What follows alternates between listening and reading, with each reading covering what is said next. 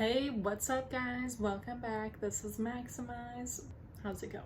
So today guys, I wanted to go over one of my newer plants. It's one that I've wanted for many years and for some reason I just kept not getting it. I don't know why that happened. But I found one and I finally just let it happen. I let it take over me. It's the money tree. That's its casual name. It also goes by Chestnut aquatica, Pachira chestnut.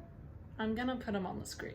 Okay, I literally looked this up right before and I still can't remember. I don't know what's wrong with me. Most of the time when you see these plants in stores, it's 5 trunks of that plant braided together. Mine is kind of braided together, but it doesn't look very good. But that's why I chose it, because I was like, ooh, it's charming. You know, it's like not correct. Kind of like my head. It's not always correct, you know? It's a very popular plant. A lot of people have this one and I get questions on it all the time, constantly. Because it's braided, you know, it adds that little fun twist to the everyday plant. You gotta remember that this is a tree, like a literal tree, similar to the Ficus benjamina. So it requires, you know, a specific kind of care that it doesn't apply to all houseplants. It's kind of special in its own way. So I've had this beautiful money tree now for probably 2 months. I got it right before I went traveling for a couple weeks and I was genuinely concerned that it would just starve to death while I was away. But my plants ended up being fine. That's the stellar part of it. This plant literally looked exactly how I left it when I came back, and it's been hot here too where I live. So it's just a very easy care plant and it doesn't require hardly any water. And a lot of the issues that I see pop up with people is they are overwatering it. So you are oversaturating the soil or whatever it may be. Because if you look at the trunks, they contain a lot of their water. They hold a lot of water. It's kind of like a succulent. They retain a lot of water and they save it for later. So the trick is you have to let it dry out for long periods of time. Treat it like a tree. You know, you're not out there watering your tree all the time. You know, you probably do it once a month.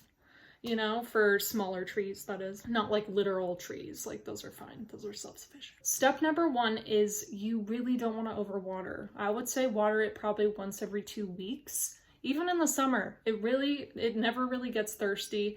And number 2, you want very fast draining soil. So I have it in 100% cactus mix because it provides a lot of drainage and it really hates having wet feet, as they call it, and you really want to avoid root rot as much as possible. Okay, cactus mix, well draining soil, you know, that is one and the same.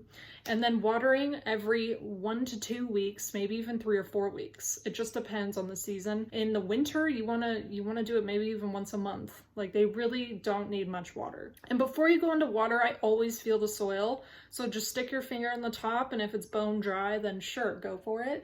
But even if it is dry, you still wanna wait a little bit past that. Just a little bit, because they really don't need much. That's all I'm saying, okay? As far as fertilizing this plant, I don't do much for it. Even in the summer, it's producing new leaves like crazy. So it really doesn't require much fertilizer, hardly at all. You can give it some general house plant fertilizer or some fish fertilizer if you have that. Just like a normal amount, you can dilute it quite a bit. Lastly is the light. So I've read in some places that this can be good. It's tolerant of low light. But I gotta say, you know, again, this is a tree. They grow up to 60 feet, you know, in the air in nature. So this is a tree, and plants like this tend to like bright light. And even some direct, if you train it to handle direct sunlight, it can handle that. But you want to ease it into direct light if you have that available, but you can also leave it in indirect light and it grows very fast. I have it in my southwestern window. And it doesn't get any direct light, it only gets indirect, and it grows like crazy. It probably could handle medium, but it's not gonna grow very quickly, so you wanna keep that in mind. If you want it to stay at the size it's at, then you can put it in medium. I wouldn't recommend low light for this. It's just, I could see death happening, and I don't want that for you or the plant. Another thing to keep in mind for this plant is it grows very rapidly, like I was saying. So if you want it to double in size, you want to pot it up you know, an extra size or two. It will grow very rapidly, and if you want to maintain the size, you absolutely can. You can just keep it in a smaller pot and it will survive being root bound. It's not gonna like throw a fit and just die slowly like some plants do, because these kind of plants are actually used as bonsai sometimes.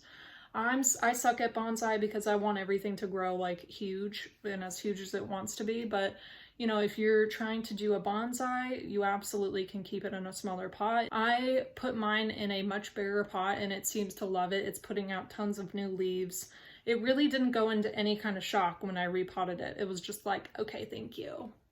Goodbye. See you later. I'm gonna grow now. It's a really good first plant to have if you have a bright space and you want this tree to fill in like a corner or something. And the structure of it is awesome because the leaves just grow upward. You don't have to worry about, you know, running into their branches everywhere because it just grows in an upward trajectory. That's a cool word. So it's a very like well-structured plant. It's very pleasing to look at. It adds that like tropical feel, but also that structured beauty. That should be its like description on a dating app or something. I see these all the time at Home Depot and they're always looking good, but you want to make sure that the trunks, when you're picking them out of a store, you want to make sure the trunks look healthy, they're firm, they're not soft and like kind of crunchy, because sometimes they are, and that is not good. You don't want to buy that one. You want to buy the ones that have green in their trunks, and you want to get ones that the trunks are all growing their own branches, because some of them, they have a trunk braided in, but they have no branches growing off of them. And that's a bad sign, because eventually that trunk that doesn't have any branches growing off of it is going to die, and then you're stuck with one dead trunk in the middle of 4 other ones. Also, guys, I really wanted to show you Selena because she's like a perfect baby angel. Let me show you. I'm little Selena.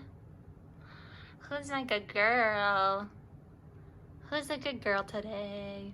I finally wore her out. I forgot how much work and energy kittens are, like, because it's a lot, you know. We play with her constantly. We're always holding her and kissing her and stuff like that, but it's like not even enough, you know. Like, we have so many we have like 50,000 toys.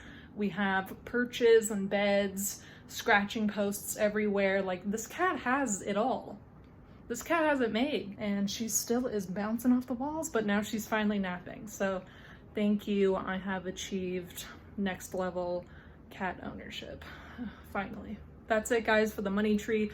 Please go get one. I highly recommend it. It's such an easy plant, no brainer. Thank you guys for watching. Please subscribe if you haven't. Please like, please comment, and let me know what you want to see. Please turn on those notification bells so you know every time I post, okay? And I will see you guys in the next one. Bye!